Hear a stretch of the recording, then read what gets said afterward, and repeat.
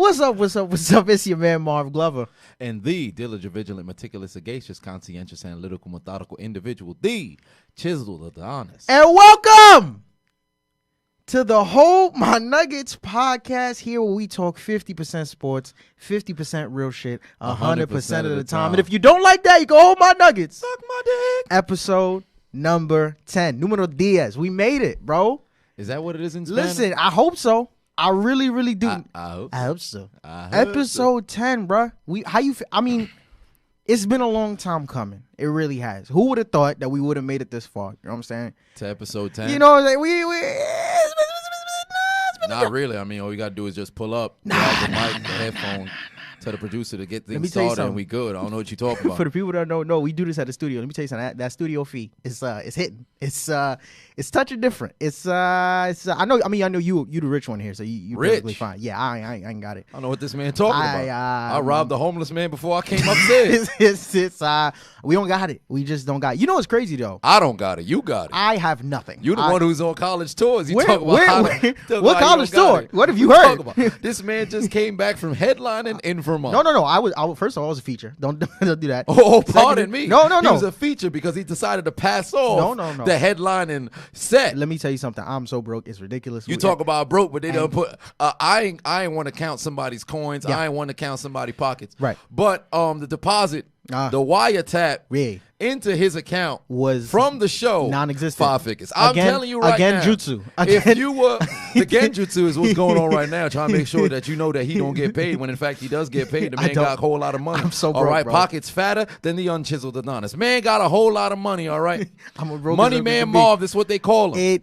Money Man Marv. I've sent you M. screenshots of my account. We've both cried in unison and had prayer meetings No, about my account. It's that bad. No, really and truly, it's that bad. I am overdraft McGee. That's what they call me. It's overdraft Omar. It is rough. You know what's crazy though? I have something I need to ask you. Okay.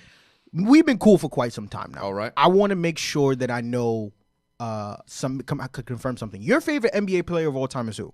Dwayne Wade. Easily, right? Dwayne Wade. What year was Dwayne Wade drafted in?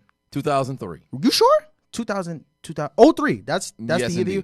2003. What is that number? Ain't that? Hold on. That's the where is I'm trying to put it together. The Steelers 0-3 record. I knew that number was that. You giving me a look. Because I see you put a lot of effort. Oh, man, you know what I'm saying? I had to know. I see. You know, I wanted you to say it for me. I didn't want to say it. I didn't want to hurt your feelings. You understand what I'm saying? Feelings? I didn't want to hurt your feelings because I know your team hasn't won yet. I know that. Okay, real quick, but wait. Before you say wait. Okay, all right. Mute. Taking the batteries out. You got to shut the fuck up. Basically, let me just clarify and regurgitate, reverberate, and reiterate the type of football fan that I am. Yeah. I love the sport of football first. I love the game of football first. I'm a Pittsburgh Steelers fan second. Right. Now, that's not to discount and discredit my fandom for this organization, but I'm a fan of football. So I'm not one of these salty individuals when my team loses. Wait a minute. Do I come out and just walk around singing New Edition, waiting and singing about the rain? Salty. No, I can acknowledge when my team is not doing that well. I can see that they are 0-3. I can see. It's rough. They have no W's in the column. They got 25 letters in their alphabet, and 24 of them is L's, and there's a vacant spot. And I ain't talking about the man who wins championships in the WWE when there's no human holding the belt. I'm talking about that W area is vacant right now because there's none of it in the Pittsburgh Steelers franchise. Now, I recognize, as I said, we are indeed 0-3. Yes, you are. But I'm one to battle through adversity. Last year, somewhere I read, somewhere I watched, somewhere I saw a team that was 0-3 happened to get into the playoffs, and that happened to be the Houston Texans. Now, are we the Houston Texans? Absolutely not. But when there is a will, there is a way. There's a way or in a will in me. Now, is it there one in Pittsburgh? I'm not too sure. That's left to be seen. But I want to ask you something. They are indeed 0-3. I just want to ask you something before we get started. When you take 0-3, right, and you flip it, you reverse it, do you know what you get? Just simple math. Do you know what you get when you flip 0-3? I'm asking you. It's a genuine question. When you take the numbers 0-3 and you turn them around, what do you get? Can you tell me? I need to hear it. Well, that would be an E and then an O. No. When you take the actual numbers and you flip it, right? Do you know what numbers you get? Well, if you take an O, you flip right. an O. You get Big Dak, Big Zeke, a Big Cope, and Big Me. My Cowboys is 3-0. I was waiting for you to say it. You was taking too long, so I had to say it myself. I knew they was going to spank the Dolphins. I knew it. I felt it in my heart, my soul, my spirit. I knew it was going to happen. Prayers to the Rooney family. Y'all are going through. Prayers to the Adonis family. I know. Well, I mean, half of the Adonis. Well, the 1/4, because I know Jude is, Patriots fan. I know he's doing just fine. We're the 3-0 squad. That's what we do. Anywho, so let's get started on the show. We're going to talk about a team who has won a game so far this season. More specifically, a player, right? The New York Football Giants. The New York Football Giants, fellow NFC East rivals, and a young man who made his start. What are you smelling? Oh no, there was a scent of labia in the air. You might just confirm the fact that you are indeed a cunt. Now, what we're talking about here with the New York Football Giants, or I should say New York Football Midgets, we got a quarterback by the name of what? Dimes? Danny Dimes, baby. Dimes? Danny Dimes. Don't go to the bank and ask for pennies. Don't go in there and ask for nickels. You got to go in there and ask for some dimes, because that's what he was doing out there. 18-point comeback. Yeah. Okay, over the Tampa Bay Buccaneers. Now, the Giants and Buccaneers, the past 3 games that they've had together have always come down to the wire. Really? All right, yeah. It's always been rather intriguing. I don't know what it is between this matchup over here that makes the game so entertaining. But what do we see in the first half? We saw Jameis Winston do what he does best, and that's go out there and sling it. The past 2 games, Jameis Winston is playing some of the best football of his career. So Bruce Arians has been able to get something working with him. But although he was able to throw 3 touchdowns in the first half, although Mike Evans left the pubic hairs all over Janoris Jenkins because he had him holding his nuggets and doing what? Sucking his dick. Absolutely, for 3 touchdowns. What transpired in the second half? We saw 18 points eviscerate from the Buccaneers, and Danny Dimes brought his team down the field. Scored 2 touchdowns through what? The air. Then he scored 2 touchdowns on what? The ground. He was working for FedEx and brought him all the way back for the W. What did you think about this man's performance? I was thoroughly impressed. Danny Dimes on the day was 23 for 36, 336 yards, 64% completion rate. Pretty solid. 2 passing touchdowns, 2 rushing touchdowns, and oh, by the way, no interceptions. I was thoroughly impressed. Now, when we look at the game, right, I was more so impressed not just by the numbers, but like you said, the adversity that he had to go through within the game. You start off the game early on. Saquon goes down early, right? High ankle sprain. Now, granted, when he was playing, I thought that the Tampa Bay Buccaneers defensive front did a very, very good job of neutralizing the run game because he wasn't really all that effective earlier on. There was even a play right before I think Daniel Jones scored his first rushing touchdown where Saquon was basically wide open on like a wheel route and he tried to like one-hand it and he dropped it. So it wasn't really all that great of a performance from him, and then got the high ankle sprain. But then he goes down. We all know the offense runs through Saquon, right? That happens. Then even worse than that, you want to talk about a terrible performance by a secondary. Look no further than I mean, let me tell you, Janoris Jenkins got smoke cooked, smothered.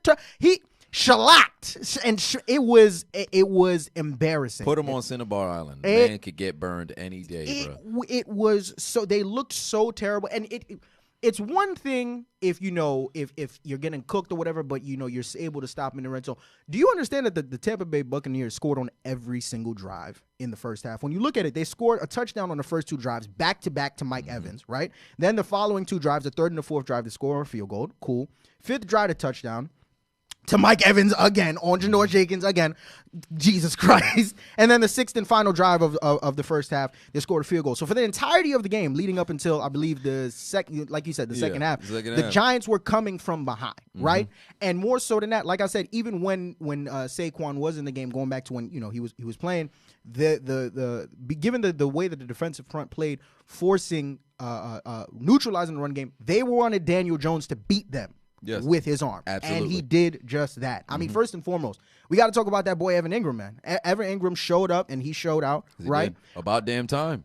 It was a sight to behold. Granted, I think that even when Saquon went down and they put the game in DJ's hands, Daniel Jones, Danny. Now you could call him DJ, DD. I'm gonna call him DJ, right? When he put it in his hands to win it, I liked what I saw, man. I really did. For me, the thing that impressed me most about him, and that I love most about him, is his running ability. Absolutely. Right? He's not a runner. Mm-hmm. But he can run. Absolutely. And what that's going to do for this Giants offense moving forward, especially when Saquon comes back, it's going to provide a dynamic to the Giants I don't think they've ever seen, because we all know Eli wasn't a runner. Before him was who? Phil's? No, that's way back. Who's the quarterback? Do you know? Before him, well, it was Kurt Warner was there. Okay, got for you. that season. Before him, I believe it was Kerry Collins who took him to the Super Bowl. Got you. And then throughout the 90s, you had the end of Phil Simms. I think Jeff Hostetler ended up leaving. Hostetler? Yeah, Hostetler. He won the second touchdown. Won the second Super Bowl for him because Phil Simms was hurt. But from 95 to 2000, I couldn't tell you who was there besides Kerry Collins. So in terms of athletic ability, I think Daniel Jones, once again, going back to it, is going to provide a dynamic to this offense that they've never seen before. Once again, he's not a runner, right? He's not a Lamar Jackson, Kyler Murray type. No. But if you force him out the pocket, he will make you a play. He showed some impressive runs last night. 2 of the rushing touchdowns that he had were some of the most pivotal ones of the game. Absolutely. Right? You saw the first one that he did to crack the game open, and then the last one to win it on the last go-ahead drive before Buccaneers came down and missed the field goal. We're going to talk about that a little bit later. But all in all, man, I love. I'm going to let you get into that yourself. But I love what I saw from him. What I didn't like from Daniel Jones, which needs to be addressed, Butterfingers. Yes. Motherfucker. But 2 fumbles in the game. Now, listen, we saw it in preseason. We saw it in game 1 and when he came in a little bit more towards the end. And now we're seeing it in this game, right? It's something that he has to work on. It's the Eli Manning in him. Eli, remember, Eli's turnover thing was interceptions. Is Daniel Jones going to be known for fumbles? Because no, Eli would fumble as well. Oh, he would, but we knew him more for. Well, fair enough. But regardless, he was eating his favorite pastry, which was what? Apple turnovers. There you go. Yeah, so fact of the matter is, it's something that he has to work on. I think where it starts for him is if you watch him play very, very closely, and if you were listening to the commentators, they're talking about it. You watch him play early on in that game, and you see the way he was kind of reacting to the pressure that was coming from the Tampa Bay front throughout the game, and you look at me like, oh my goodness, he has poise. He's confident. He does not even worry about. But then you watch when he fumbled the ball, it's like, nah, it's not necessarily poise. He's kind of just ignoring the pressure that's coming at him, which led to one of the fumbles. I think it was either forced by Shaq Barrett or Paul Nassib. I don't remember. One of the two. Yeah, he has to work on his awareness when the pressure is coming to him. I think that it starts there, and make sure he gets a hold of that, because it is going to be something that hampers his game, and it definitely can cost them some games down the line. But I saw you were shaking your head a little bit when we talked about the field goal in regards to the Tampa Bay Buccaneers. It's rather disappointing. Very. Once again, a Tampa Bay kicker has let them down. They need to be their pallbearers. Yeah. Why? The same old thing that the meme always says, so they can let them down one more time. It's just absolutely atrocious. It's egregious to have these kickers go out there and miss the number of kicks that they happen to miss throughout the course of the past 3 seasons. It's ridiculous. But we already touched on Daniel Jones' performance, and again, to come back from 18. Okay, because this was similar to you're doing doggy style, right? You coming from the back. That's where you had to come from. That's a sharp left turn. In order to come right back, right? And then you have a lot of come being said over here. But you had Daniel Jones using mobility. Yeah. Okay, this man don't use a landline. He was mobile that night, okay? How many puns? How many puns? I got a lot of them. Because when it came to his legs, don't you dare. Don't do it. He was about to, don't do it. Okay, don't fucking do it. Well, better to have him and not need him than need him than not have him. There you go. With Eli, he don't really, he need him now. Yeah. Oh, yeah. At one point he didn't, but it was a sensational performance. He was able to bring his team back. Now people are jumping over the gun saying he's way better. Better than Eli right now? Absolutely. But we've only seen one real sample size, so only time will tell. Because, again, Ryan Leaf had a very good first 2 games, or a decent first 2 games, and then it was off a cliff from there. But something else happened in that game that was very cataclysmic, something very serious with Saquon Barkley's injury. Most definitely, yeah. Now, although they're saying it's between 4 to 6 weeks. 4 to 8. 4 to 8, pardon me. Yeah. Most likely it will end up being 8. A lot of people are saying because his lower extremities are so massive and absolutely magnificent with the way he's conditioned his legs, I don't think that has anything to do with an ankle. The ankle is not a muscle. So the way that I see it is if he's gone for all of those games, the Giants are definitely going to miss him. And when he comes back, because that running back position is so demanding on that ankle, how healthy will he be? Are they going to rush him back? Are they going to let him take his time? And ultimately, its effect on the organization is everything's going to have to go through Daniel Jones. And although he did play stellar in his very first start, I don't think he's going to be able to keep it consistent. Okay. Now, when you say he's not going to be able to keep it consistent, do you think you're going to see a significant drop-off based on the performance we saw in the first game, or is it just going to be kind of like up and down, I guess, depending on who they play? I would say it's up and down depending on who they play. Also, the questions regarding the offensive line, him holding on to the football. He was sacked 5 times, of those sacks, I would say about 2 to 3 were his fault, in which he couldn't get rid of the ball, or he simply was just not aware of the pressure that was coming. So I think it's going to lean on his shoulders. It's up to him to, step up to the challenge. But I think the Giants will end up really, really, really missing Saquon. Well, that brings me to the next point, right, that I wanted to get into, because now you have the era of Eli Manning, which is closed, and the era of Danny Dimes, Daniel Jones, DJ, DD, call him whatever you want him, but he's the starting quarterback. Make sure you call him that first, right? The New York Football Giants. For you personally, given everything that we know now, we've seen the performance he's had in the first game, right? Like you're saying, pump the brakes. Let's give him some time. Let's see how things play out, especially given that Saquon is going to be out for the next 4 to 8 weeks. Given everything that you've seen in the first game, given what you're seeing from this football team on both sides of the ball and everything that you know, what can we expect from this team throughout the rest of the season? Well, we can expect a lot of what we saw last year. Okay. We're going to be seeing I don't want to say poor quarterback play. Okay. But it's going to be so dependent on the quarterback. The expectations will be what Daniel Jones is unable to exceed and even reach. Okay. Because of this game that he just had and the way the New York media automatically takes one performance and makes you have to live up to that consistently. Yep. I don't think the end result of the season will have Giants fans feeling satisfaction. Okay. Now, he can still go out there, maybe throw for 3,000 yards, 18 touchdowns, maybe 10 to 15 interceptions. Giants fans probably won't be satisfied. But my expectation for him is probably to win 5 games on the year. If he wins more than that, then that's spectacular with the team that he has, especially with Barkley being out. So I'd say about 5-6 games. I'm right there with you. Initially, I actually thought that this team was going to have the worst record in the NFC East. But that was only because, and I think I said this on the last episodes, I was anticipating that Eli Manning was going to be the starter for a little bit longer. I talked about how, how Shermer and the front office was over here putting this man on a pedestal like he had a good 4 or 5 more years left in him, right? So in my mind, I was like, okay, they're clearly not going to bring Daniel Jones into maybe like the middle, maybe latter half of the season. By then, Eli would have stunk it up enough to where this team probably would have been like, I don't know, fucking 3-13 to whatever, But given that they brought him in as early as he's been coming, I don't think that they'll necessarily be the worst in the NFC East. I think that the Redskins are hot gunning for that right about now. But at the same time, we all know that the NFC East right now goes through the Dallas Cowboys, and second to them is the Philadelphia Eagles. So I'm with you. I think that ultimately this right now, his best bet is probably 5-11 or 6-10.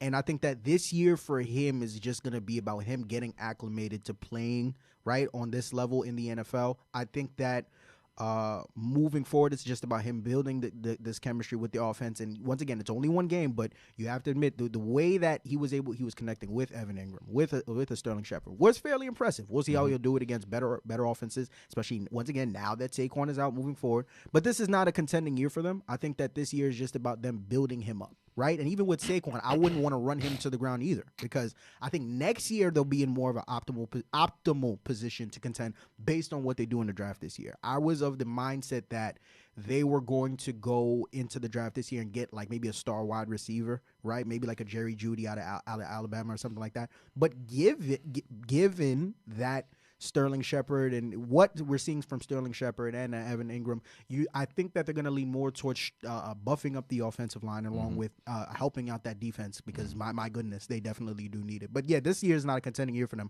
I think it's all just about him building his confidence, learning the game a bit more, and then next year we'll see a much more improved Giants team that'll probably be in a better position to contend and compete. Yes, I agree. I agree. Now, if we're talking about contenders, there are people who are contenders that might just be, pull the wool from over people's eyes and see that they are indeed pretenders. Hilarious. And that being what's going on in Cleveland, because a lot of people thought it was going to be a lot like, going to the bathroom, performing a little bit of number 2 because they were trying to take the Browns to the Super Bowl. Yeah. And here we had them start the season 1-2.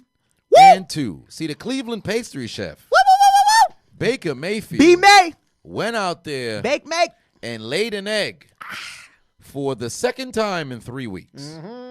And the Browns did not live up to expectation. Now, that defense came to play, but that offense did not. Now, what is the problem with the Browns? Well, if we're going off the last performance that they put together against the Los Angeles Rams, defensively, they looked solid. I think they forced 2 interceptions on the day, and I think that the defensive front did a solid job of slowing Todd Gurley down. I think he only had 13, 14 carries for 40 yards, something along those lines.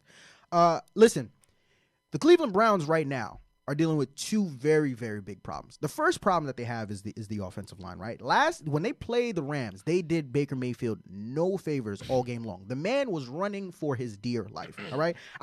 There was a stat that they brought up in the game that I wanted to share. Apparently, this was, I think, going into the fourth quarter. Whenever Baker Mayfield held the ball for more than 2.5 seconds, he was 2 for 12 for 19 yards, right? Whereas whenever he held the ball for less than 2.5 seconds, the man was 12 for 13, 114 yards, and a touchdown. So right now, given the state of this offensive line, he has to get the ball out lightning quick. There's no real time for him to think, right?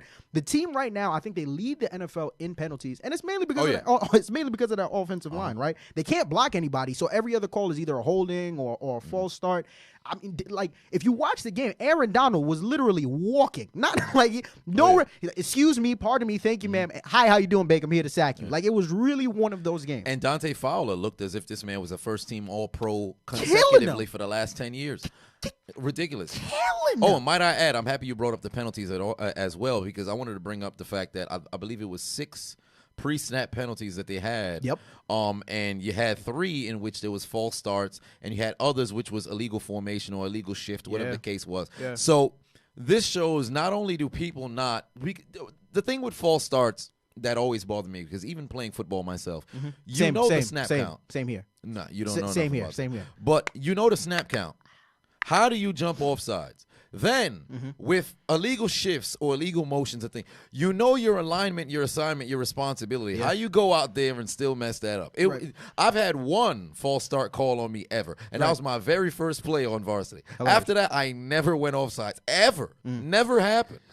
Listen, man, this offensive line is absolutely abysmal. Look, they gave up 5 sacks to the Titans. They gave up 3 to the New York Jets, and then another 3 to the Los Angeles Rams. And it shows. It absolutely shows, because Baker Mayfield's performance is definitely taking a hit from it. We're going to talk about that a little bit later. But fact of the matter is, that's I think the biggest glaring obvious problem for them right now. And you got to remember, when they traded to get Odell Beckham Jr., within the package that they sent to New York Giants, they sent one of their starting guards, Kevin Zeitler, I believe his name is. He was also a part of that package. I think he was their left guard, right?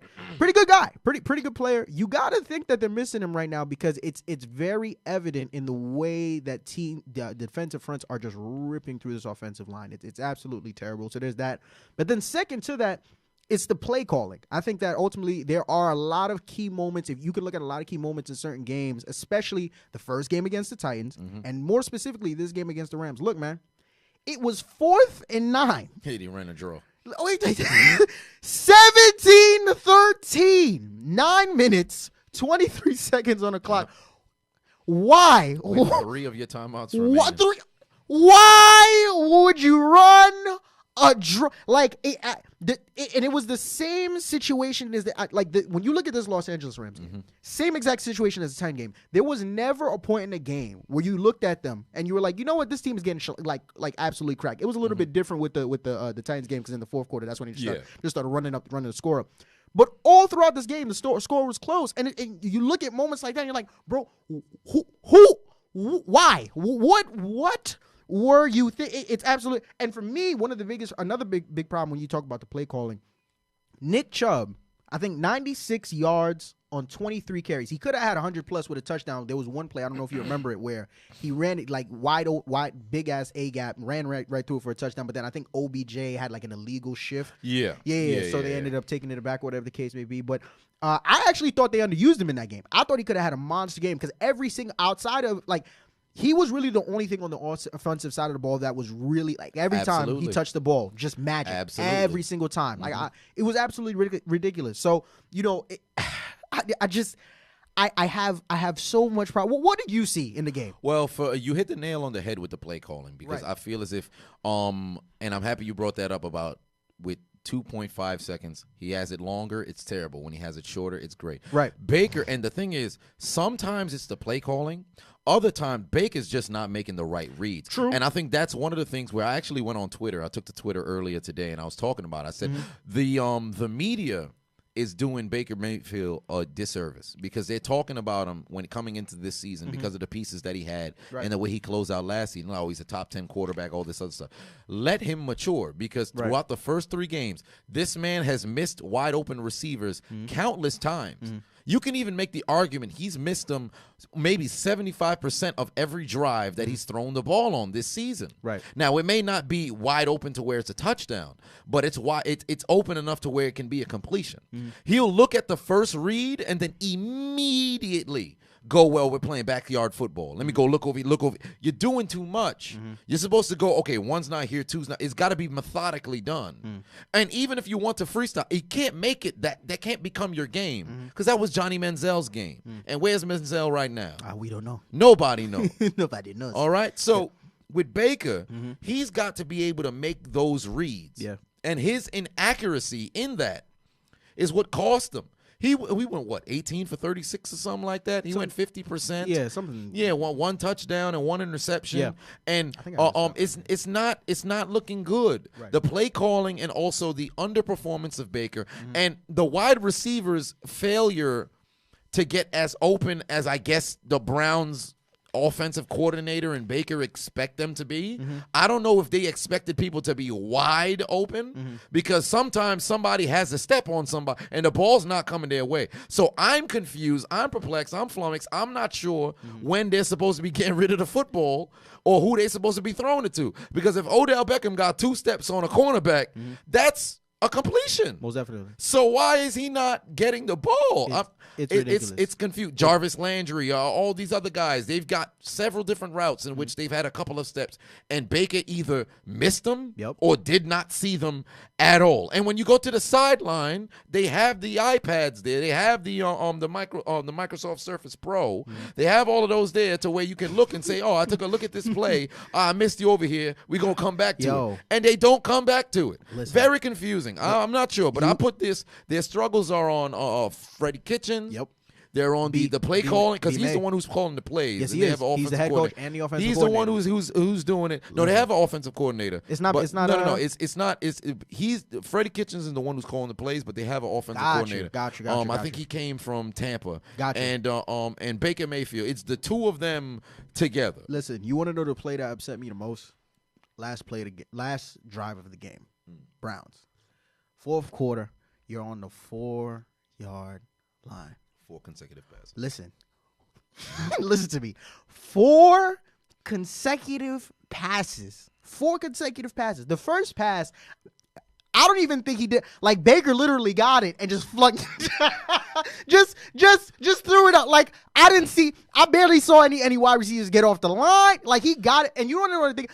Listen, credit to the defensive front of the Los Angeles Rams. And when I saw that pass, I was like, has he been getting whacked and shellacked and just ran out of the pocket so much all game that he's kind of like scared, like just, a little bit scared to where he's like, all right, fuck it, I'm going to just throw it up and pray because I know I'm going to get chased out of pocket. I don't know. First pass, flings it up. And no man, I saw nobody in the zone. I think he was doing a full court shot. It was probably like he was playing 2K in real life and he hit the shot stick. Bruh, whoop, it was gone. Just tossed it like someone hit the box or whatever, too quick and just tossed it up. Second play, and mind you, they went 5 wide. Yeah, they went empty. Yeah, they went empty, right? Second play after that, now Chubb's in the backfield. All right, now I think they stacked the box on that play, right? So because I think they were expecting Chubb to run. Another pass play. I forget who he was going for. Was that when it was the back of the end zone? I'm not sure. I'm not. Oh sure. No! The ball got tipped. The ball got tipped. I remember that. Yes. Third play. They went wide again. Empty backfield. By the field goal post. Yeah. And then it got broken up. And then the last play of the drive.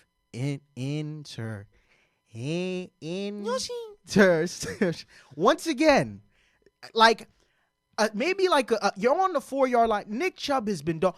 Give him, put the ball in his hand somewhere. If you're not gonna run it up, like at least a screen pass, maybe something. Okay, maybe not a screen. Something. Something. Well, in Baker Mayfield's defense, when he did throw the ball, he did have a man.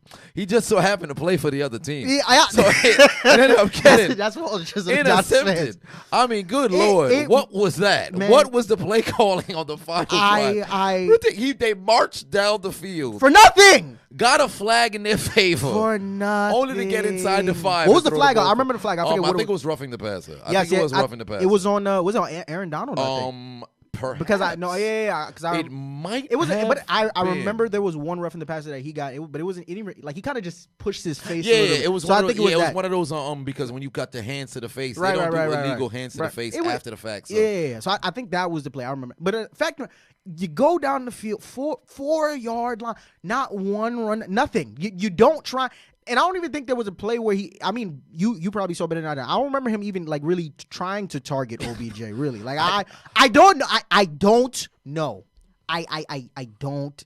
Bruh. Again, like I said, it was first read, and we're playing backyard football. Now, why was OBJ not a first read? Hell, I don't even think he threw it to Jarvis. I don't know what the deal was. I don't know what. Because here's what my problem is. Okay.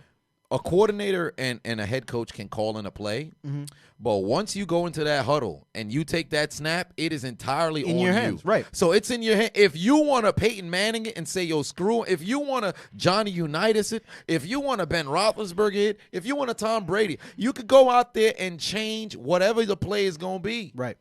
But if you go out there and you take a look at your first read in this cup and you go immediately backyard football, get James Harrison on the field. What's wrong with him? What's wrong with him? What's wrong with him? Listen, it's absolutely ridiculous. But man, I got to ask you personally, because now we're 3 games in, right?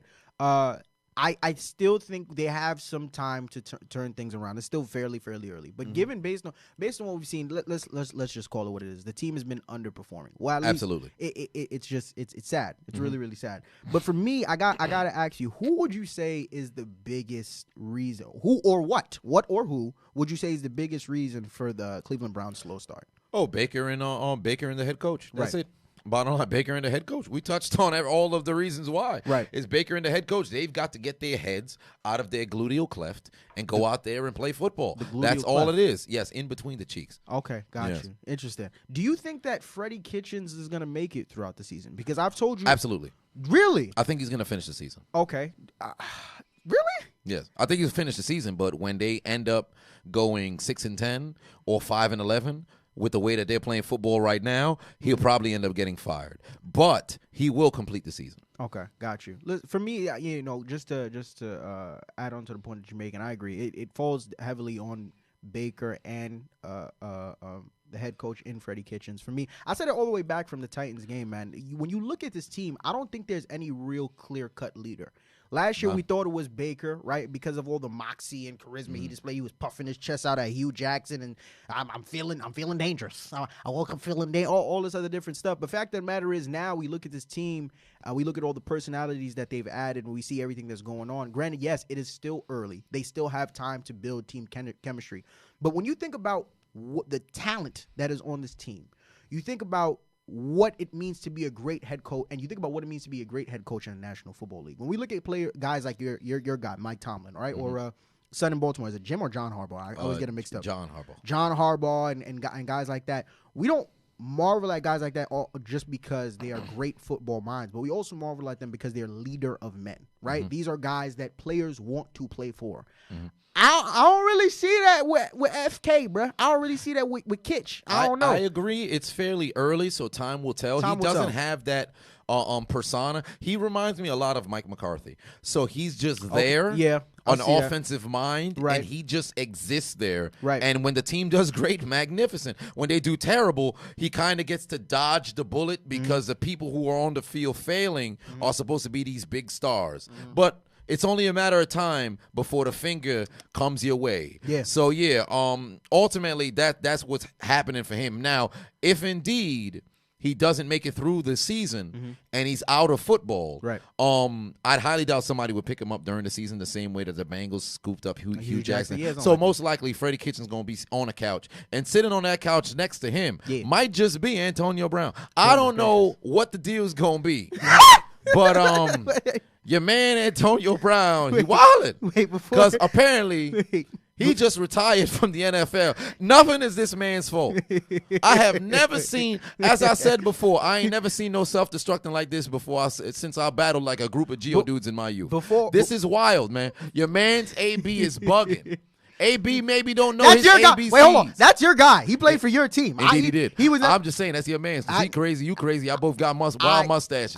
But basically, Antonio Brown decided to go and retire from the NFL. Indeed, he did. After yet another allegation has surfaced. Yeah. And he went on a tirade on Twitter. Yeah, he did. 6ix9ine challenge. Man was snitching on everybody. Yeah. Boy, you think he played his last down in the NFL? Because I certainly do. That man, have we seen AB play his last game in the NFL? You know what? I want to say yes, and then but I don't believe so. I don't even think he ultimately believes that, because he hasn't come. I haven't heard any exact news report that says, well, AB officially retires from the NFL. I think it's all just a smokescreen. I think that there's a lot of stuff going on behind the scenes, and this man lacks any sense of accountability for himself and the actions that he's displayed and the things that he's done throughout these past couple of months. He gets released. Well, let's bring it all the way back to the beginning, right? You go back to the Pittsburgh Steelers, right? Him and Big Ben going back and forth. You have Le'Veon, who sits out for a year. You have AB, who then comes and is like, I don't want to play for y'all motherfuckers no more. I'm done. Send me somewhere. You think he's going to Buffalo? He's like, I ain't playing for no fucking Buffalo. I want to go to Oakland. Gets to Oaktown. $30 million guaranteed, $50 million contract, I believe, but it was only $30 million was guaranteed, if I remember correctly. Yeah, don't 30 matter. was guaranteed. Yeah, it don't matter. He lost it. We're gonna get to that right now. $30 million guaranteed. Gets there. My foot, cryotherapy. My foot. My leg. I don't like this helmet. Give me a different helmet. My head. My head. And then from there, I want to slap box with Mike Mayock. I want to slap box with Mike Mayock. He's a cracker. Call him a saltine.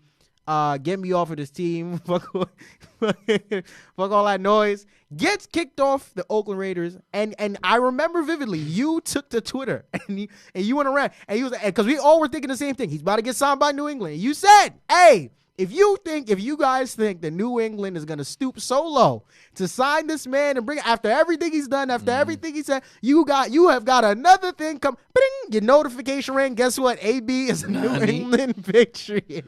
Oh, gets signed for $9 million, I think $9 to $10 million guaranteed. Practices all week long. Another allegation comes out. This time, I think this one was the girl with the painting, the Brittany Taylor shorty with the motherfucking shit. Yeah, because he evidently he was out here. He was doing what the Giants do in the game, because he was coming back. I mean, it was just homie busting nut on her back. We gonna get to that. We gonna get to that. Hey, what's wrong with him? And then from there. You get to the Patriots. You play one game. The one game you play is actually in your hometown, right? Florida.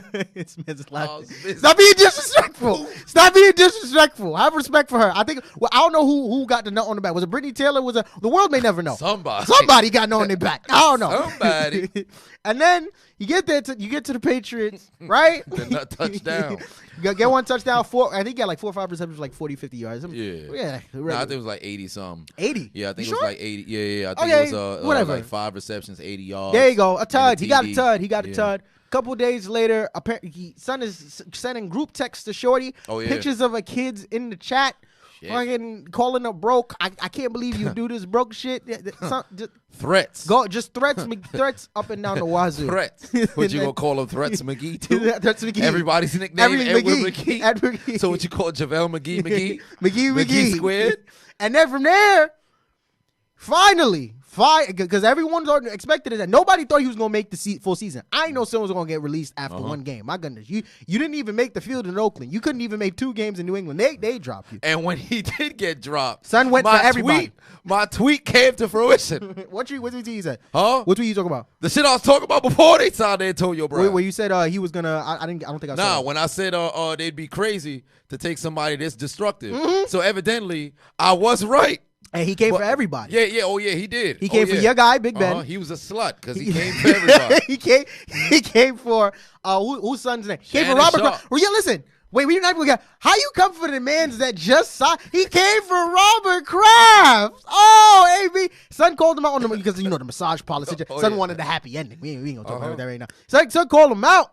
Son called out Robert Kraft and then calls out he calls out Shannon Sharp on his allegations. Son was going straight full ether mode. Full burning. Drop the beat.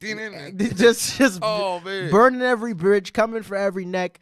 And he took the tweets down. He took some of the tweets down, but then it's too late. Listen, let him. Should have left him up. Should have just left him up. Be a man. Leave the tweets up. But fact of the matter, he says all that, and then he says, different something about different strokes for different folks when talking about Robert Kraft, and then he was like, I'm not playing in the NFL. They can just release and none of that. Let me explain something to you. You are an employee in the National Football League, right? Organization, whatever the case may be. Motherfucker, if you are my employee and I say you can't do X, Y, and Z, but I do X, Y, Z, bitch, I'm the owner. I run this shit. I can do whatever. You work for me, motherfucker. I can tell. That's how life works, my dude. I don't think he understands that. I don't. But apparently, listen. We say all of this to say something is really, really wrong with your guy, Antonio Brown. Oh, that's where you were going. Yeah, I thought it was just that he thought we could all equally nut. No, I thought back. he is in his own. I think he ultimately believes that he's in his own lane. He ultimately believes that he could do whatever the fuck he wants to do, and it makes you wonder and question how much did Mike Tomlin really sweep under the rug when he was playing for them? You understand what I'm saying? Because he didn't just start getting like that. Yeah, because it's wild if he just boom boom. Yeah, no, I'm wild. I'm a wild boy. No, he been like this. Some been listening to MGK for like the last 18 son is a months. Tekashi 6ix9ine fanatic because this don't make no sense. I don't know what. I think he caught himself in a genjutsu. It must be. I don't know. I hope so. I never seen stuff like this in my life. Bro. Like something. No, really and truly, I honestly believe something is wrong with that man. I think so too. But what for me, going back to the original question before I went on my little rant, do I think he's going to play in the NFL again? Unfortunately, I do believe so. Because you have his agent who's over here talking about there are teams that are still interested. After everything. After everything. This man has showed you I'm going to come to your team and fuck it up. That man got a PhD in Khloe Kardashian studies. He's a liar. He's a liar. It ain't true. This man is committed to debauchery, lying, and just sell and sabotage. Like, boy, Invader Zim child. You lie. You lie. That's all it is, bro. But the fact that there are still teams that are interested in this man, like maybe we can figure it out. Like everyone said it from day one. If the Patriots can't do it, nobody. That just shows teams don't have no backbone at all. They're like, I want him. I think he'd be a destination. I think that goes to show that ultimately how serious it is to win in all seriousness, how serious it is to win in the National Football League. The fact that this man is still a prospect, right, for teams to get signed. Do I think he'll play in the NFL again? I don't even know. If he does, do I think it'll be this year? Who knows? I really don't know the specifics in terms of ruling, in terms of how you can sign free agents and all this other bullshit. Listen, Antonio Brown, when healthy and when on the field, is one of the best wide receivers to ever play the game. Some would argue he's the best right now, right? You could juggle it up between Julio and fucking D-Hop or whatever. But the man, over the past, you could test this, past 6 years, been putting up all-time great numbers. He's a monster, which only makes this story even more sad because we've been saying it religiously. If he was doing all this shit towards the last legs of his career, who cares? Fuck it. Legacy cemented. He's in his prime right now. He's one of the best, if not the best, right now. What is going on in the Brown household that has this man tweet? Who is sending him texts like, "Hey, bro, I see you doing your thing, bro. Keep shining." No, he's not shining. This is. Oh, he's still getting that love from people, though. Bro, do you see his Instagram? You got to check his Instagram. Hey, bro, I see you. Yo, I see. Listen. I saw someone comment under one of his posts, "Yo, comeback season about to be crazy." What are you talking about? He's doing.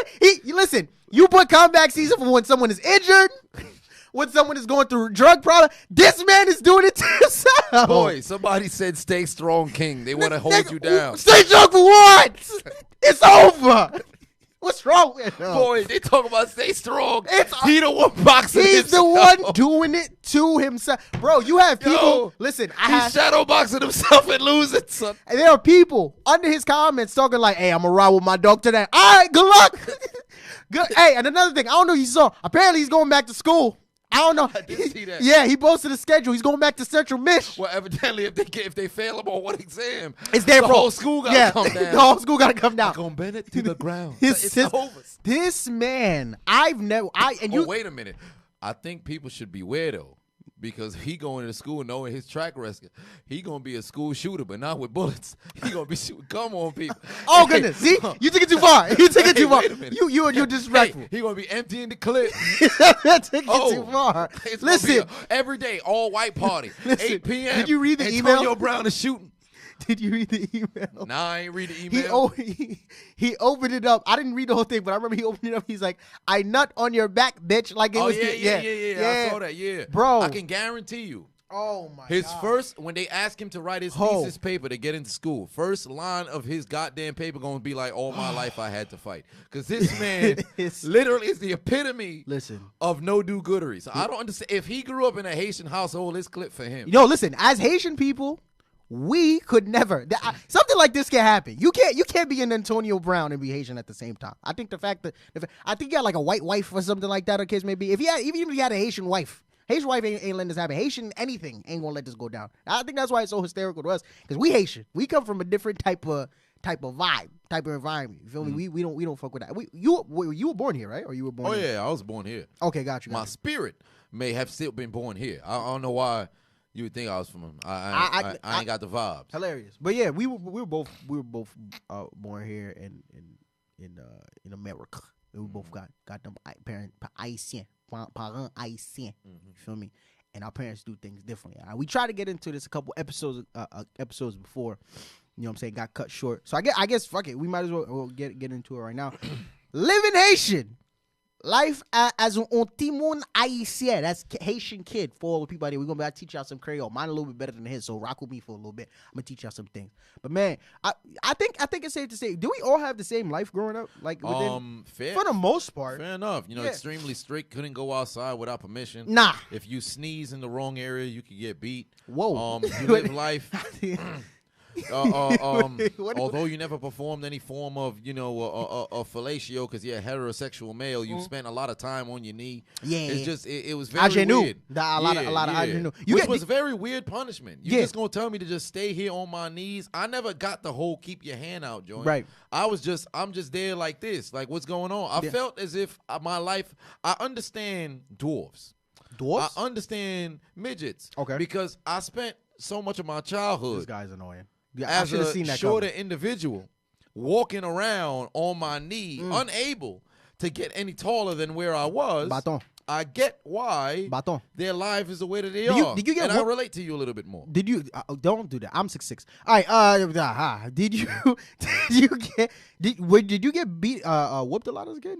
Oh, without question. You kidding me? I got beat with everything under the sun. Hilarious. Was it because you were mischievous, or was it just foolish, like foolishness in terms of misunderstanding? I had a little bit of education and no do-goodery. I was a kind of a wild child, for the most part. But sometimes I just got beat because there was something that I did years ago. It was time to go. I'm like, wait a minute. Yeah, I remember one time I got beat because I went to go get a soda can to put on the back of my tire. What? On the back of my bike so it can make it sound like it's a motorcycle. Okay. And my pops was not having that. Beat me in front of my friends. For having the soda, but what was the reasoning? Why didn't he fuck with it? You look like you having too much fun. But bam! That was the end of it right there. And just whooped you. Whoa, what you want to grow up to be something? But bam! What, you out here breathing? But bam! It was like the Boondocks episode. It was bad, man. We got our asses whipped. What was the worst? Have you ever had a parent that came up to the school and whoop your ass? Because I think we've all seen that happen to other kids. That's never happened to me. I don't know if you ever had a parent that or like parent teacher conference, for example. Was there ever like public embarrassment when it came to that? Because that was rough for me. Public in school, no, but I did get beat in school. We went to an empty room. What? Yeah. What kind of? Wait, I break down. What happened? All right, so basically, we was in back in my junior high school days. Shout out to Roy H. Mann. Yeah. And we had our parent teacher conference. Yeah. And we went through the entire thing, and evidently, poor missing homework is all my pops care about. The one class in which I had poor missing homework was word. What class was this? All right. I believe it was science. And the funny thing about it was only 2 homework assignments that I happened to miss. This was the second parent-teacher conference. I missed 2 out of like freaking over 50. Right. So I'm like, how you gonna keep the same from the beginning? And at this point, I ain't missed one in like a month. Yeah. You carrying over from the first term. You can't do that. Yeah. So basically, my dad was like, "Oh, word? You ain't do your homework?" So son took you up. All right, so where your class at? So I told him, like, yeah, my class over there. He's like, wow, nobody's inside. You'll get inside. I'm like, whoa, what's going on over here? And then all of a sudden, bam, So was in the game of Street Fighter. bam. It was that bad. He was hitting all the buttons on my back. So I said, God damn, son, the belt got a whole lot of action, son. It was, yo, bro. Listen, it was, and for you, did your parents like force you?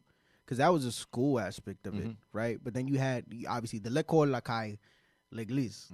Me, you went to the same church. Yep. So we dealt with the same nonsense of, I think one of the most annoying thing when having Haitian parents in church, like school is one thing, but church was a whole other thing because if you weren't involved, you heard about it. Oh, yeah. If you wasn't in a choir, if you wasn't fucking, at least an usher, motherfucker, goddamn. It was absolutely rough. Constantly getting compared to like other kids and shit. Like, Pukisa, Timon, c'est Solange, na ap chante na l'église, ou même, look at the, and you know what's funny? You would know the kids personally, be like, yeah, but he sell drugs on the weekend. I don't know if you, I don't know if you know that, man. You know what's wild? Yeah. Because everybody my parents would compare me to is because they'd compare my brother first. So they'd be like, yo, unchiseled Adonis, you gotta compare to this person. But every person that they compared my brother to, their younger sibling was a girl. So I was getting compared to sisters. Oh, damn. So like, yo, they got their pap smear this year. Well, I don't got a pussy. that's a little. What am I supposed to do? It's disrespectful. That don't make no sense. She got a period. Oh, look at her growing. I'm like, I can't get tits, Mom. What you talking about? Stop comparing me to that. Look at the arts and crafts. Look at the way they can draw.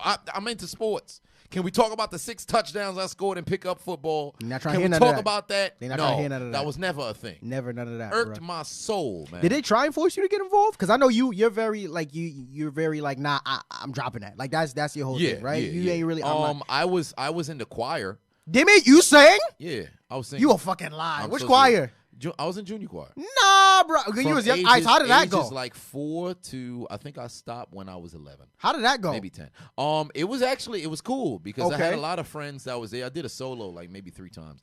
Okay. You a lie? You serious? Yeah, I could sing back in the day. And then puberty hit, and that was it. It was it for that. My voice got too deep, but I wasn't carrying the Barry right. It wasn't happening. Got you. But there's certain sort of songs I can sing, and it sound pristine. Got you. Most of them, it's clipped for that. Yeah. So, the choir was cool, and then the other day, my best friend, his brother died, and when his brother died, he stopped being in the choir, and that was something that we would always look forward to because we would all chill. Right. So when he stopped, I'm like, yeah, it's about to be clipped for me. So I just came up with the decision that I'm about to back out. Yeah, I'm good on that. And what did they say? They was like, and they're like, no, you're gonna keep going. And then once I started pulling up to the church, and I stopped going to the rehearsal. I just be outside, and they be like, yo, you coming inside? I'm like, nah, I'm not. I'm about to just but you was the solo here. guy, right? So you was kind of important. Nah, I wasn't the solo guy. But you did solos. Solos. I mean, so you had some type of value, right? Not necessarily.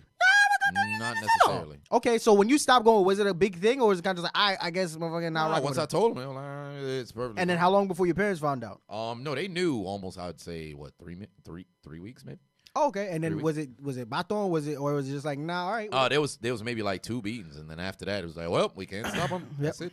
And that's the one thing you realize as you get older when it's like there's only so much. I mean, depending on the kind of parents you have, right? Because there are some parents that'll be like, oh, you don't want to oblige my rules. I'm gonna just kick you out the crib. And there are others that are just like after outside of baton, it's like there's only beatings for the people that know. There's only so much that you could do, right?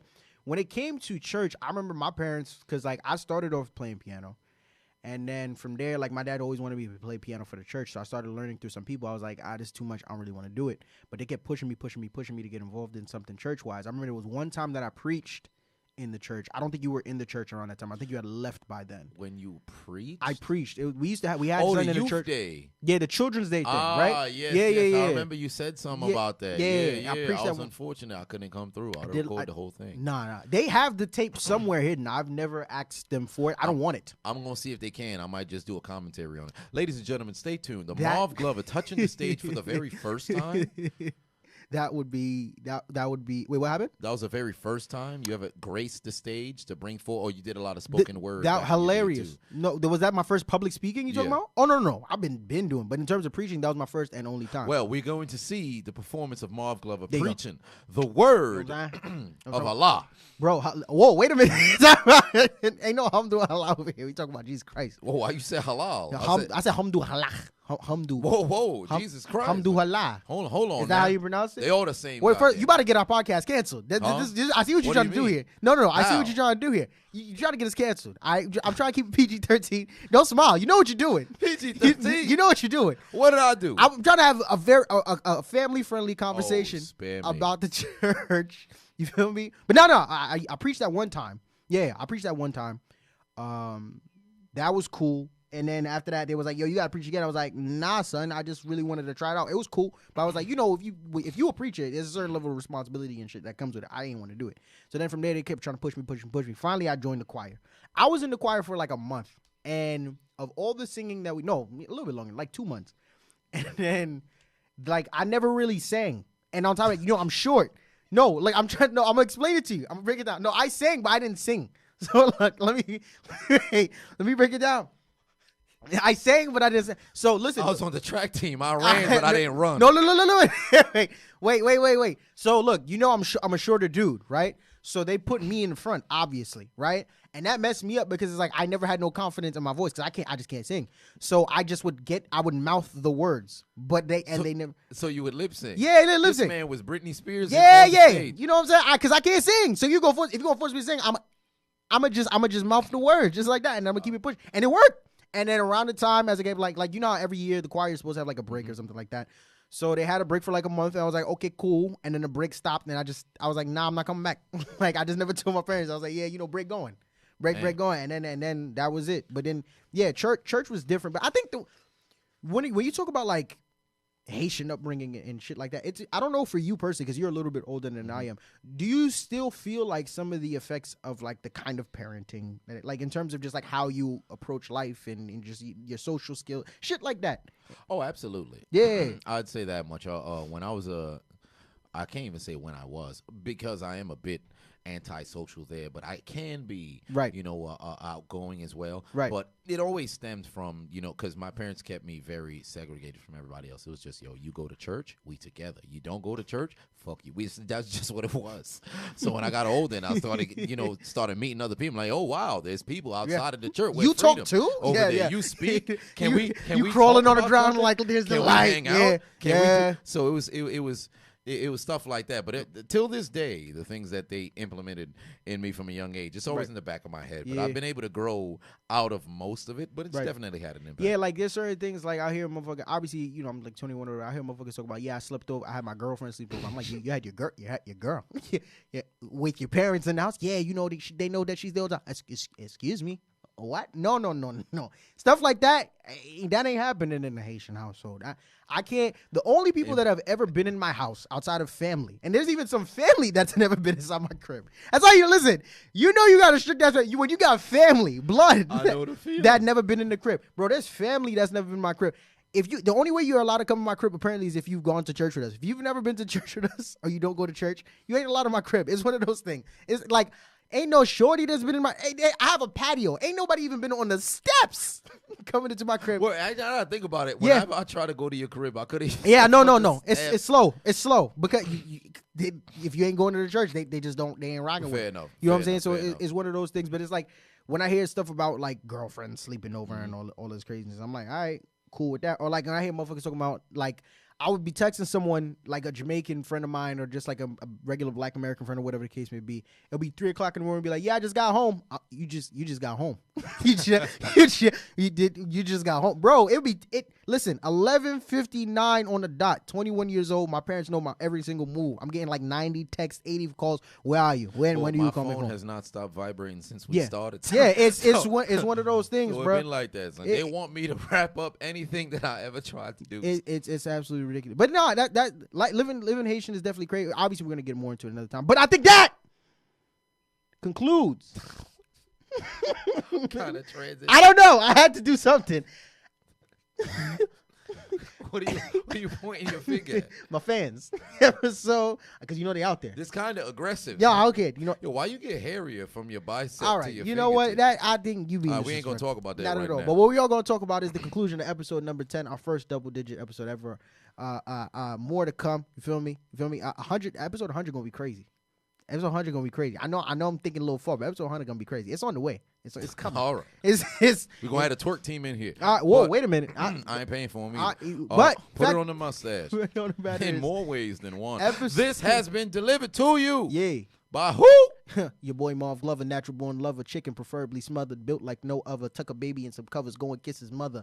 Yeah, and wow, there was no real ending after you. Nah, there's not. I gotta figure it out. I'm gonna work on it. And the diligent, vigilant, meticulous, sagacious, conscientious, analytical, methodical individual, the chiseled Adonis. And welcome, and we appreciate you. Excuse me. I always fuck it up. I always fuck it up. I'm always fuck it up, bro. Fuck it. All right, listen. 50% sports, 50% real shit, 100% of the time. And if you don't like that, hold my nuggets.